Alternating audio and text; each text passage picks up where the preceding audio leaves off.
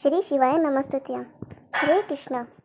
कहा जाता है कि एक गरीब ब्राह्मण परिवार था जिसमें ब्राह्मण की पत्नी विधि विधान से प्रदोष व्रत किया करती थी।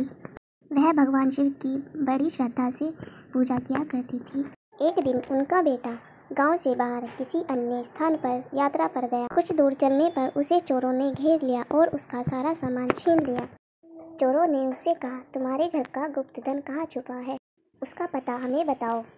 लड़के ने बताया, उसके पास केवल एक पोटली है और उस पोटली में एक रोटी है, क्योंकि हम बहुत गरीब हैं। चोरों ने उसकी बात सुनकर उसे छोड़ दिया और वहां से चले गए। लड़का वहां से आगे बढ़कर एक नगर में पहुंचा और एक बरगद के पेड़ के नीचे जाकर सो गया। तभी वहां राजा के कुछ सिपाही आए जो चोरों की तलाश में थे।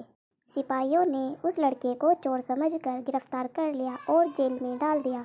जब लड़का घर नहीं पहुंचा तो उसके माता पिता परेशान हो गए। उस दिन प्रदोष व्रत था और उसकी माँ अपने बेटे की सुरक्षा के लिए भगवान शिव से प्रार्थना करने लगी। माँ की श्रद्धापूर्ण प्रार्थना भगवान शिव ने सुन ली।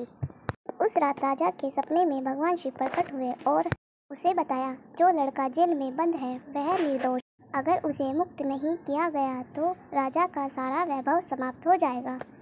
अगले दिन राजा ने लड़के को जेल से रिहा करने का आदेश दिया।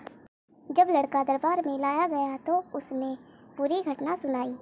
उसके माता पिता भी दरबार में पहुंचे थे। राजा ने उनका बेटा सौंप दिया और आभार स्वरूप 5 गांव दान कर दिए ताकि उनका जीवन सुखपूर्वक व्यतीत हो सके। इस प्रकार भगवान शिव की कृपा से उस ब्राह्मण परिवार का जीवन सुखमय हो गया।